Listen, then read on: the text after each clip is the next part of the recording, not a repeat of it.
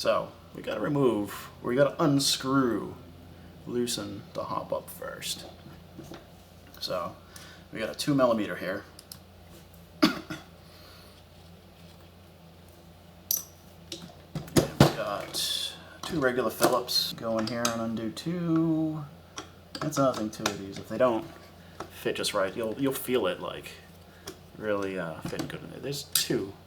This is where the hop up is, the feed tube.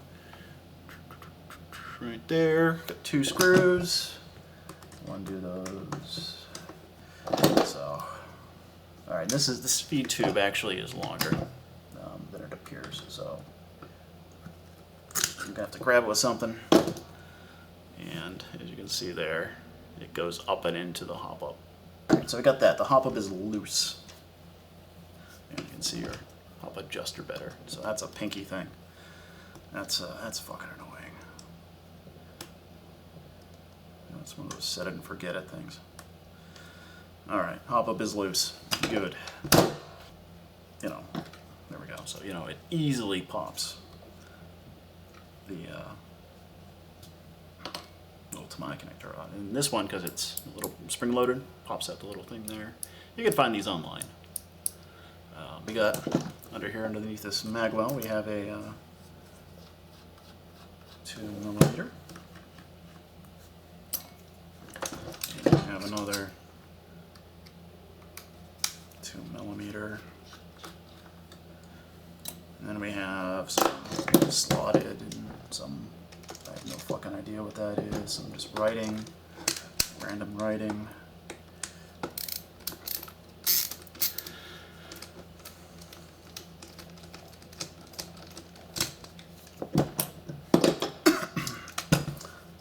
The fit and finish of this thing's pretty poor.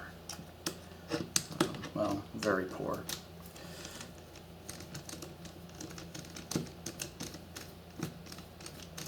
Okay, that comes off. So you just kind of rock this off. You see they got the little, you know, interface with that. So this is a small screw here. So these are on both sides.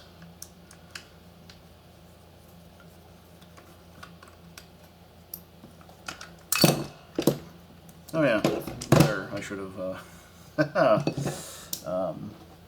should probably mention this. Alright, so your selector lever. And you have the little clearances for it, the clearance for the selector plate. You have your selector plate here. And you have your safety right here. It's on a spring. It just kind of goes forward. So you can see the little, you know, looks like a version 3 assembly in there. Well, the switch anyway. And then you got external selector / cutoff lever. You know, it's all in one on this. Right. Next thing to do is we need to take out this charging handle. So in here, way in the back, you can kind of see that quick change screw there, that flathead. If you do quick change this guy, the best way to do it to get that screw back on with your flathead, because it's not going to stick, you know, even if you magnetize it, is to take your needle nose pliers and go in over here on the, right there. Take your needle nose pliers, go right on the, shit, where's that hole? Go right in there and hold. This is when you're putting it back in. And you can hold it right there. Or you can flip it over pretty easy with the channel that the charging handle rolls in, or slides in. So that's my top tip if you change the spring on this. Because God knows what's in there for a spring. Or S&T would know too. Or they don't care, I don't know. But yeah, that's how that It's way up there. That's my my tip for the day. All right, so there's a Phillips head screw down there. So we'll take that out.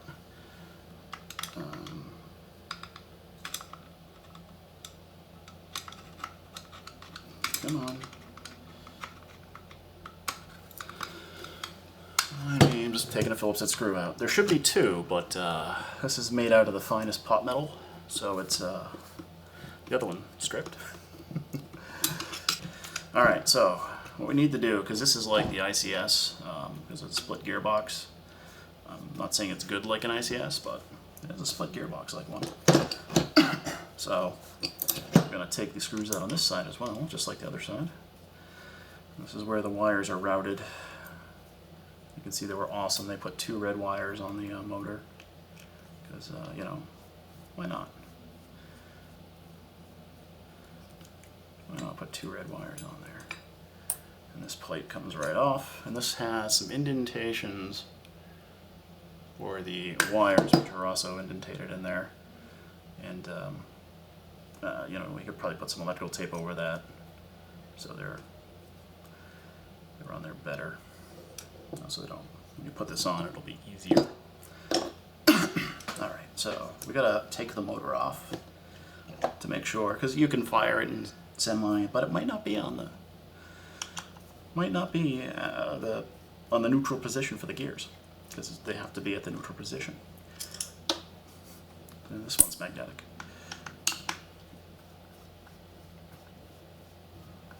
This is just like, this is why every ICS gun has the decocking feature, because of the split gearbox. So we're going to take that off. I don't know what kind of motor is this. Looks like a medium sort of magnetism. Oh wow, it's screwed down all the way. I have faith in that motor. Alright, so we're in there. We can see the reverse latch. So we'll just take like a hook. No, there's nothing right there. And just do that. Oh, really? That must have been close to the neutral position. All right. So, you know, we can put this back on so it does not get in our way from now. So it's not flopping around. This looks actually like a backwards G36 motor cage.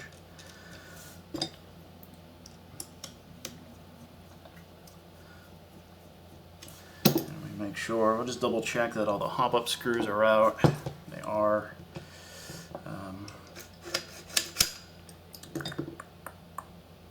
Yeah. So we're gonna pull this bastard forward so we can expose the little pin right back there. The little pin right over there, and we'll just hammer that out.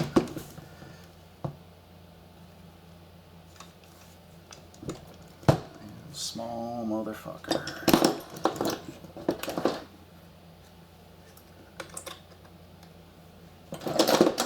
Oh, it's gonna be this. That goes with this.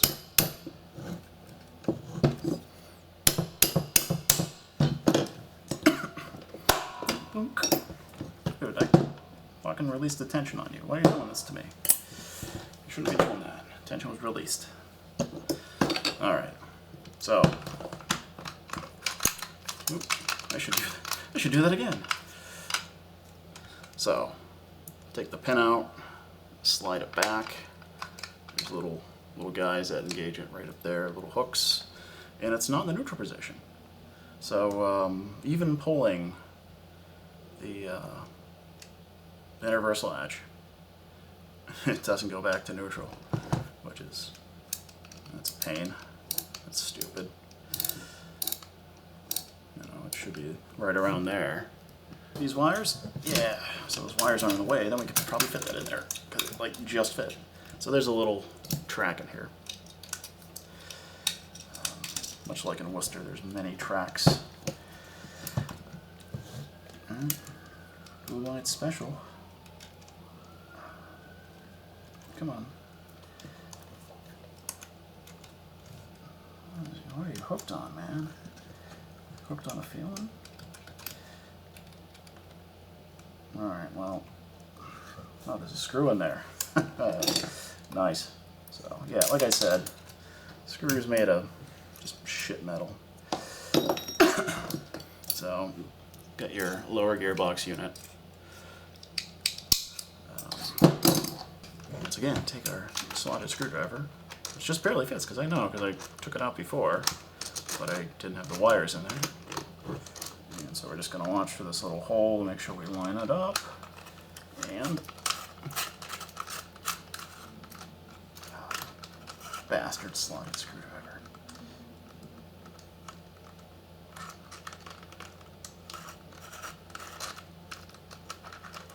So, yeah, slotted screwdrivers suck. I was going to say that. They're bad, you should feel bad. Alright, so right there, you need that in the back of your spring guide because that holds it in place. Otherwise, the spring guide will wobble and possibly get into your gears, the spring. And then we have some other stuff in here. Just pull this out. Come on. Try to pull this. Yeah, there we go. So that is a spring guide for the bolts. As you can see, there's 2 holes down there, and you can actually, if you had a stupid long Allen wrench, I mean, you could do it. I mean, they have like a regular length one. I think it's a 5.5 or something. Yeah, 5.5. It just fits. It's a 90-degree guy, but again, it's made like crap, so whether it comes out or not, it's a mystery. There we go. So, regular old quick change. There's a spring that goes, rides on this. Oh, that's another thing too, when you're putting this back in on the fake bolt, you need to put your screwdriver on a screw there and just ride it down. Otherwise, it's just gonna kink this spring and do other stupid stuff that you don't want to happen. I'll have to get new screws for that. Okay. Here we go. Mock bolt. Pull it all the way back. Twist the lever, a little charging hook.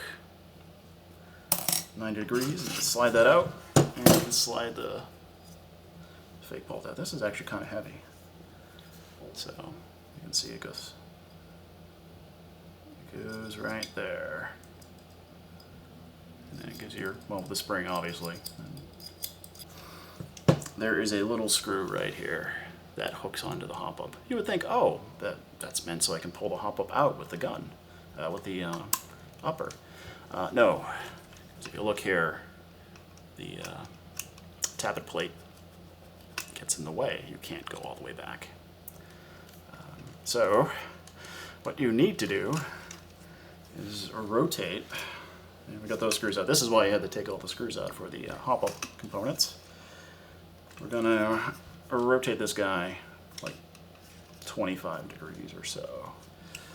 What we can do to get more room is you can take something that is as wide as the outer barrel. Oh, if you take these guys off, there's really nothing of use behind there, these little guys there. Flash hider held on with a pin, just, you know. What we do is we're going to take the good old hammer, tap that. Remember, we're tapping on the outer barrel here, not on the inner barrel. That's why I'm using this.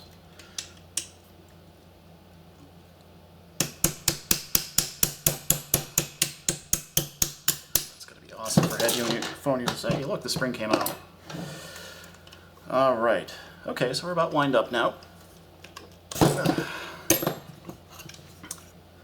And there is that little screw right there. If we twist this guy a little bit, which is a bear to do, wish I had a flathead screwdriver.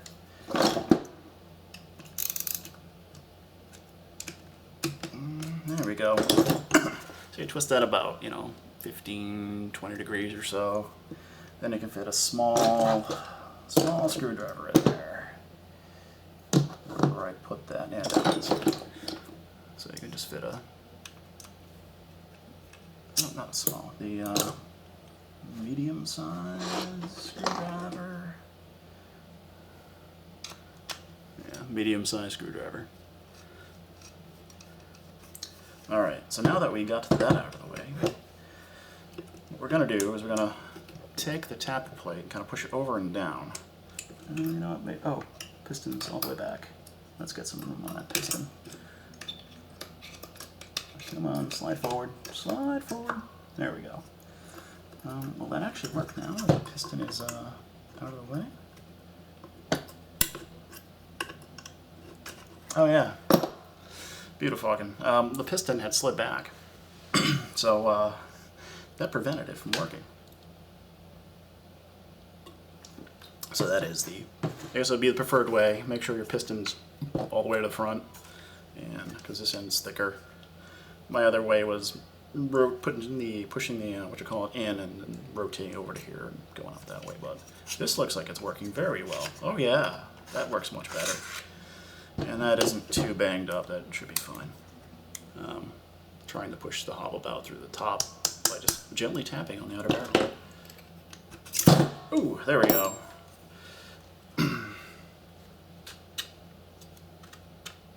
Come on. Sweet. So there's your empty upper receiver with your stolen stuff that Disney's gonna sue e-bike for. But yeah, windshield wiper blades and all that other stupid fun stuff. Cool, but yeah, look at that. That is so ghetto. It's just like super glue everywhere. I mean, I know props are probably terrible looking, but movie magic, and you didn't see them like up close like this. If I had this near my face all the time, it'd be like, what the hell? You couldn't put that on there better. A barrel. This unscrews. That's the thinner end, which goes up into the muzzle. Brass. Let's take this whole thing apart. Why not? So we got a little. I think it's gonna be smaller than a 2. Yeah. 1.5. Yeah, 1.5. So it's got a big barrel adjuster. When you're removing and putting the screw back in, make sure it's the same with this hole right there, so it lines up. Because there's a groove in here that it rides in, which I shall show you shortly. So this comes off, it's just a giant barrel adjuster. It's got the standard sort of ramp design like you see in the SIGs and all those other guns that have the ramp design. The newer M4s have the ramp design on the wheels. Alright, what do we got here? We got, that's pinned.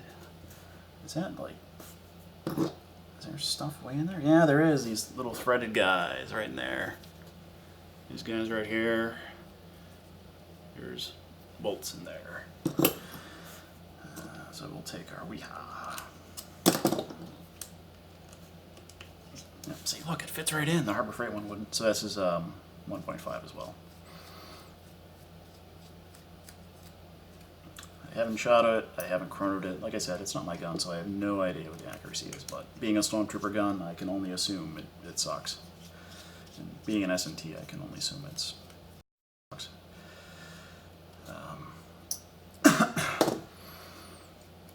Okay, that goes out the front. Alright, what do we got? Well, there's the nub right there, just a kind of a soft silicone nub. There's your hop arm. Ooh, you could R-hop this thing, man. Think of the possibilities. A little spring on there, give you tension. A little cross pin, not going to take that out. So, a little brass stabilizer. Yeah, this is all solid in the back here. You can see where BBs go in. Just pull it out. easily. Alright, so this is fairly dry. That's fairly nasty. Barrel looks... doesn't look like it has any streaks or anything. I cleaned it, you know, before I did all this. Alright, so we got sort of semi-standard bucking, I would say. A lot of the S&T guns and the Ares guns have short lips on them compared to the other ones. So, you know, when you put a replacement bucking in, you usually gotta cut them down with a nice sharp razor blade. So yeah, just push that back and hinged. So I don't know why it didn't, you know, pulling the reverse latch didn't make that go to neutral. Upper, blah blah blah. Where's our screws? One there, and a little slidey bitch over here. That I think we can just use this thing. Oh, I have a thing for this.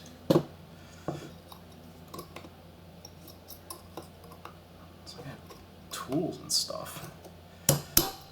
This is a bench block. Get it at your friendly neighborhood Cabela's or Bass Pro Shop, I guess. Yeah, it's good for punching out pins and all that.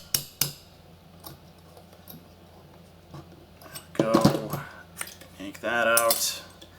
Alright, oh, there's a little screw over there too. They're putting screws everywhere. Alright. Excuse me. Damn, this is just such an unprofessional undoing. So, using the small screwdriver on this one, and you can, yeah, I can see the stripped out threads on that. And I'll fix that somehow. Maybe some super glue or epoxy in there, or you know, super glue and baking soda, and just kind of run a tap down there. But these screws are metric. No, I have metric taps. I don't know if they're that small though, because they're for working on cars. All right, we got that big guy up there.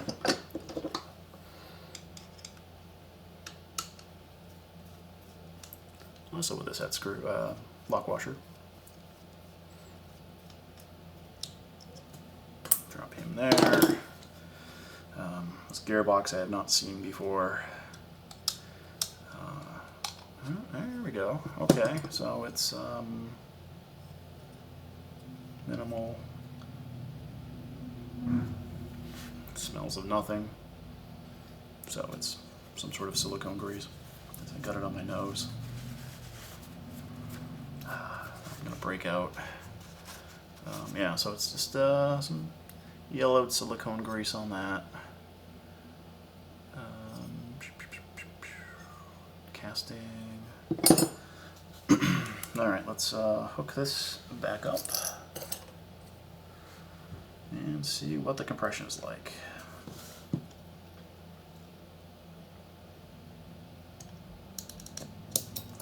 Come on.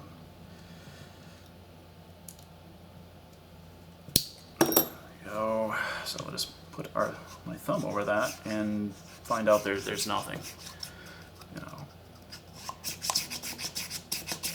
So yeah, you got just put no O-ring on this.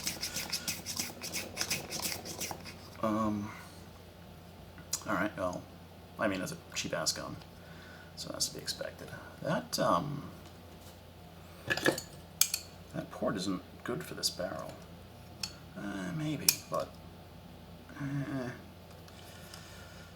it's cutting it close for the volume. Let's use science.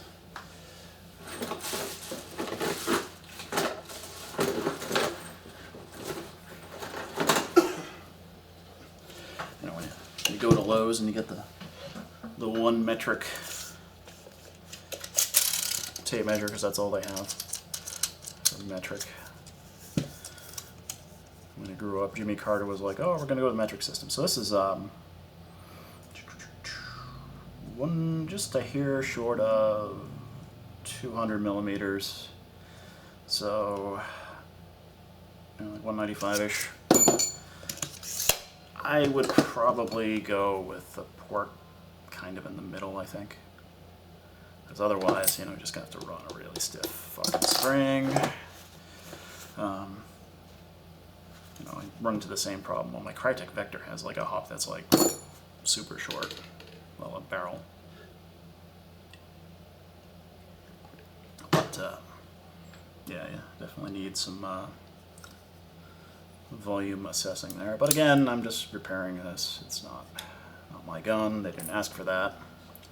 I'll probably throw an O-ring in because I buy them by the gross. Alright, what do we got over here? We got minimal grease. That's enough for piston riding on it. We have our tappet plate.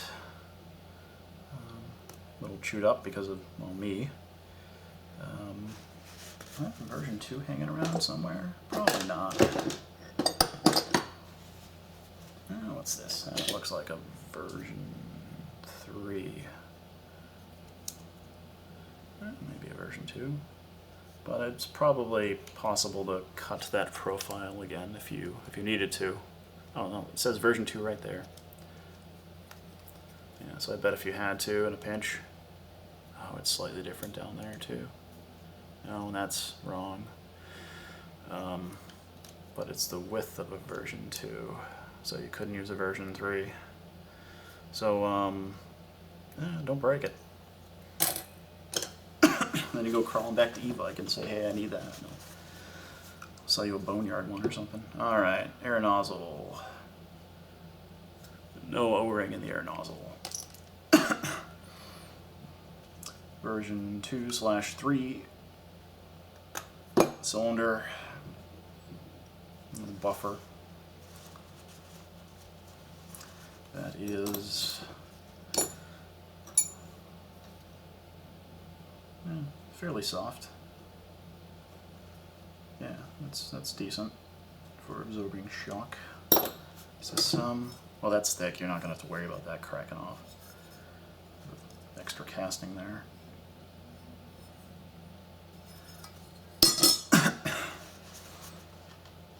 Yeah, I mean, you could radius, but why? Alright, so, cylinder head, yeah, cylinder head, nothing fancy. Chrome on the outside. Let's pass this cloth through here. Let's see if it's chrome on the inside. No. Either it's, no, it's definitely not. It's got some brass scratches. So it's nice polished chrome on the outside on brass. But when you look inside, it's all scuffed and whatnot, which, why would that happen from a plastic piston head? It wouldn't happen on chrome. So I think it's just a cruddy chrome job on the inside.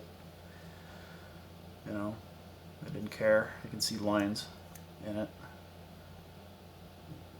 You can see scratches in the brass, so it's very thin. Well, you can see scratches into the brass. Yeah, that's shitty. All right, ported. It is screws glued under there like a Marui. Piston O-ring is about the same size as the head. I mean, with that it should have the air brake effect and spin it out a little bit, but I put a new one on. We got some dragging on the teeths there, so that's it's not good. No tooth removed or whatever. It's not like I can really check AOE good on this. It just wouldn't be a valid AOE check.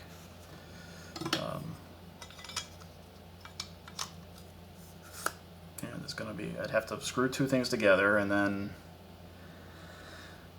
I mean, this wobbles, so it's not going to be, it's not going to be a valid, correction. You can make it worse. I mean, the last tooth doesn't look bad. It's just these ones up here that are kind of messed up. Yeah. Oh, okay. Well, that's nylon. People wondering about nylon pistons. So it's inherently stronger than your polycarbonate in the teeth-wise and in the, sort of like the shear strength. That's slightly longer than the VFC piston. What about the teeth? Teeth are same amount of teeth, yeah. Well, I mean that one has. But the rack is correct. It's just this guy's slightly longer. So maybe they factored in AOE, but I doubt it because there isn't. All right, so that's the upper. All right, let's get this guy going. So we need screwdriver. And that one. Yeah, this probably could use some adjusting, but I don't know. Probably need shimming, but it's usually covered in the cost of repairs, is shimming to I can't even see. Well, where would I even drill the hole? Because that's all thick right there. This is going to be one where you kind of ballpark it, and then, but yeah, that's all the way in. Wow, and that's like all the way, oh, because there's no shim there. The shims are, it's pretty terrible. So we can have a look at that. On the bevel gear, that's probably why they had to put the motor all the way up.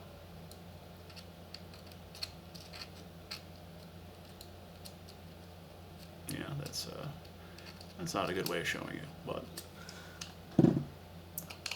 there you go.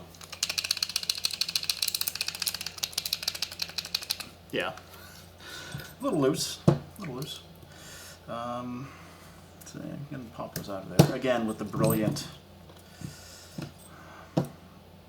No, did they wire? Oh, I see what they did.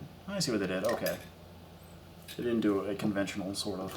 I don't know why they did that, but with the wiring, instead of having both positives go here.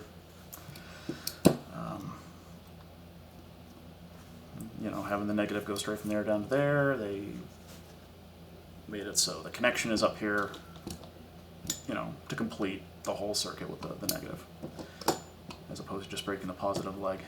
And those are soldered on, it's trinked on. Okay, yeah. Low magnetivity, that's not neodymium. And let's take out some screws. Oh, that's tight in there. Good thing I have my Japanese screwdriver. Otherwise, would have trashed that with regular Phillips. Seriously, the tolerances are different. They're more square, as opposed to having rounded edges. So they're not going to cam out as much. They're going to stay in there. Where a regular Phillips is designed to cam out with a fastener. So you could use a tool, I guess. And actually, I think they were invented before. They had tools like that, like they had at Ford making Model Ts. I don't know. If you figure it out, like, comment, and subscribe. Okay, so I'm not going to desolder that. I'm just going to, well, not yet, because I'm going to have to when I replace that or whatever. And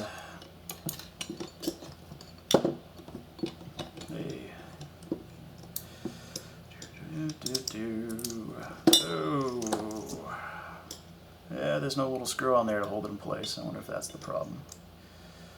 Oh no, it's got a little notch that it doesn't fill. This a pube. Every frickin' gun I open, there's a pube, and this one's like fresh out of the factory. I don't know, I've touched worse. Yeah, I got some Chinese guy's pube on there.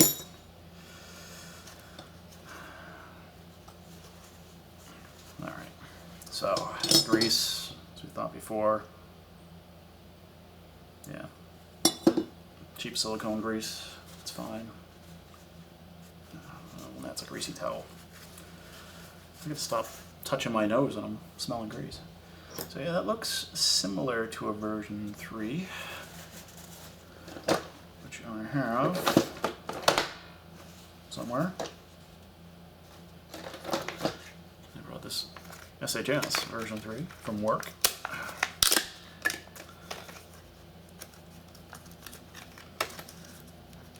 I'm actually checking the time.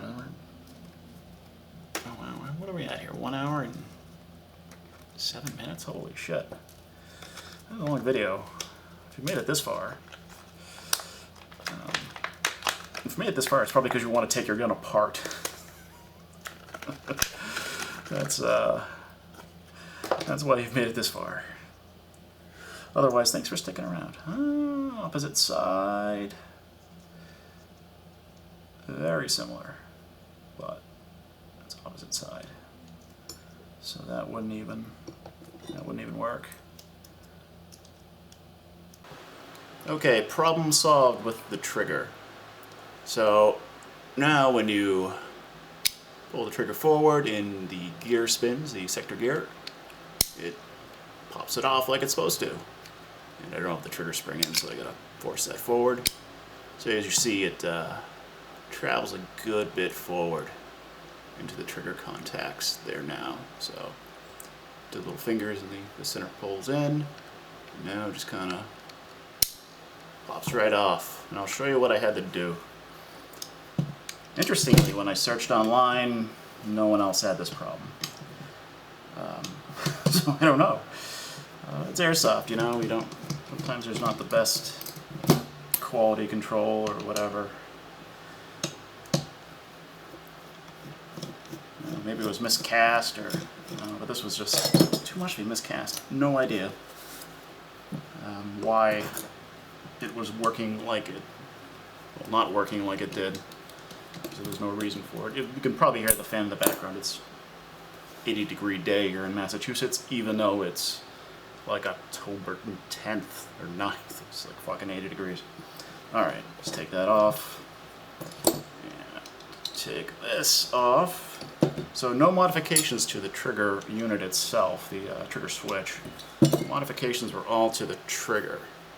So this I bent up a little bit, so I had better clearance against the trigger guard. You can see I kind of had to hammer it a little bit. It's pot metal, so you got to be careful. Light blows, so it doesn't like break. You could heat it up too with a torch, but sometimes it makes it too plastic, so it'll bend way more than you need. And I didn't want to use a torch in my apartment. And what I did here is, you could ignore this. This is just from the top of the tool from the Dremel, the grinding wheel. So that just, it's just a byproduct of hitting it with the top of the tool when I was grinding this side. So right there, I had to grind off a good amount of metal, maybe a millimeter or so. I didn't take a measurement before, but ground off a good bit of metal on this area right here, so we could actually pull back enough to have the trigger go further into the contacts and be over the cutoff lever, so it would cutoff lever could pop it off in semi. So now I'm gonna reshim this gun, re-grease it, and hopefully fix that motor problem where the motor's tightened down all the way. And yeah, it just looks, this thing was put together with haste and disdain. So there you go. The final piece is solved.